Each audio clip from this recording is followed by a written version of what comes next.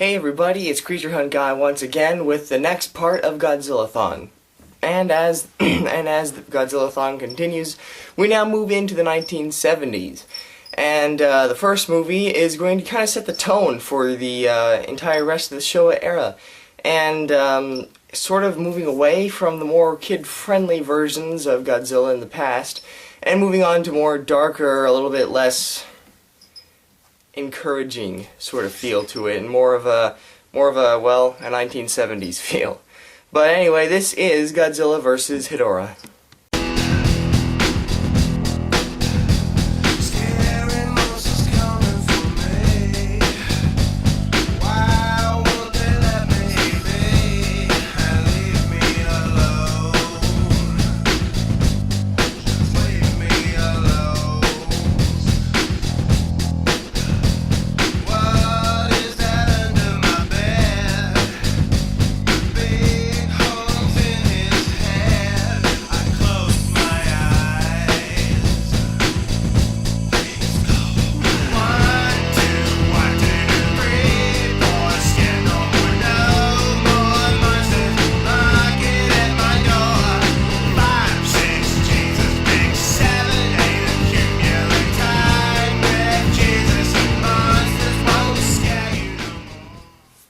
So, the year is 1971, and a whole new roster of people are going to be bringing you this movie.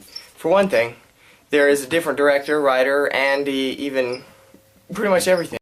With a new director, Yoshimitsu Banno, and a new special effects director, and even new music and everything. This was a completely different sort of feel for Godzilla movies that hadn't been seen in the past decade.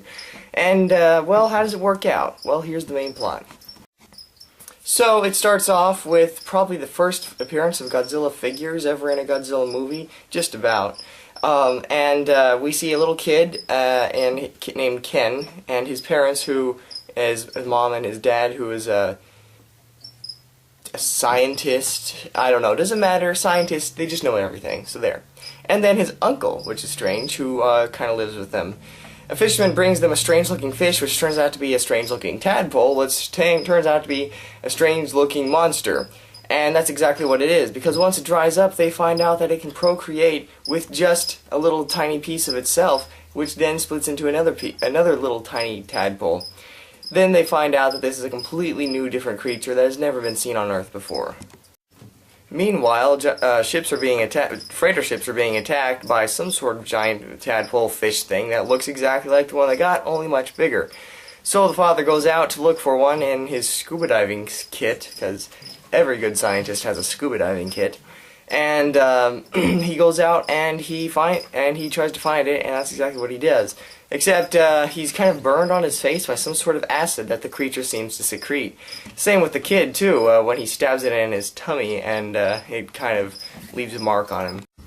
They then realize that this creature is not of this earth. It is in fact alien, because it seems to thrive on the lack of oxygen and on the pollution that factories and oil and all that kind of residue seems to kind of leave behind.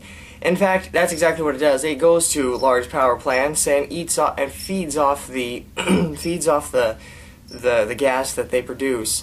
And that's exactly what happens when Godzilla finally shows up to try to put an end to it. It seems to be changing every time it comes onto land, because after its initial tadpole stage, it then seems to turn into some sort of a salamander stage or something. The next time after that, when it appears in broad daylight, it is a flying saucer stage, if you will, and which is a little odd. And we also see a bunch of different special effects, which of people bodies decomposing. Yeah, that's a little dark for a Godzilla film, I would say, but yeah, that's what happens. And then finally, the final form is just a bipedal form that is like a lot bigger than Godzilla, and that's when they kind of have their fight, which is very long. Yeah, it's really long, but you know, that's what you go to see these movies for, isn't it? But that's the basic storyline of it. At the end, Godzilla finally destroys the Hedorah by, well, pretty much just burning it to a crisp using two large mirrors that the people set up, but of course they weren't able to do anything about it because the power ran out. So, basically, that's the whole story of it. We also see a bunch of different things in here that we've never been seen in a Godzilla film before, like Godzilla flying. Yes, apparently through some sort of not scientific way of jet propulsion in the air, he's able to blow his fire and sort of make himself fly just like that, as long as he keeps up that steady stream of nuclear fire coming out of his mouth. He's doing just fine. Okay, but aside from that, this is still a very odd movie. It's not like your average Godzilla movie, that is for sure. And but it is what it is. The thing about it that I don't really personally like is the all the loud noise music. You know, you got loud 70s music, which sometimes people like, sometimes people don't. It is an acquired taste. And for me, it just kind of bothers me. And then there are a bunch of flashing scenes of seemingly random stuff, and it just doesn't seem to fit with a Godzilla movie. But like I said, this was the psychedelic 70s, or was that the 60s? I don't know, but it's the psychedelic 70s now. And you were gonna get a lot of weird visuals in your movies back then, especially from foreign films, who were just then catching on to the whole hippie thing. As far as continuity in the entire Godzilla mainstream sort of storyline that I've been trying to connect with you from all these previous movies, this movie doesn't really have much of a purpose in the whole history of Godzilla. It just is a monster that Godzilla happens to battle. With that said, it is one of the newest. It is a new monster that really hasn't been seen since Hedorah, which really doesn't count. But yeah, Hedorah and Hedorah, two new monsters that hadn't, and there hadn't been very many new monsters in the past several movies. But, yeah, so that's Hedorah, and for some reason he became very popular in Japan just in the recent decade or so, and this movie, therefore, also was very popular.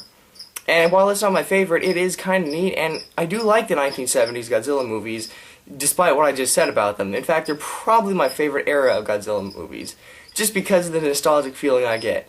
No, I'm not that old, it's just those were the movies I was started off with for some reason. I just happened to see the 70s versions of Godzilla, and therefore that's just kind of what I'm used to. So Godzilla vs. Hedorah is not a new movie to me, but it is still just not that great for me.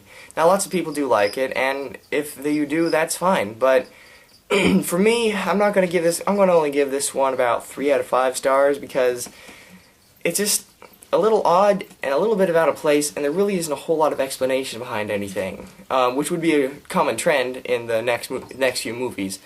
But there you have it. That's Godzilla vs. Hedorah. This is the next part of Godzillathon, and it kind of sets the standards for the next consecutive movies of the Showa era until the Showa era ends. But that's a few more movies down the road, and the next movie would follow a very similar tone, but I think it pulls it off a lot better, and besides, the monster is a whole lot more cooler, or whatever, in my opinion. But we'll get to that later, and until next time, I'm Creature Hunt Guy. This was Godzilla vs. Hedorah, and I'll see you later.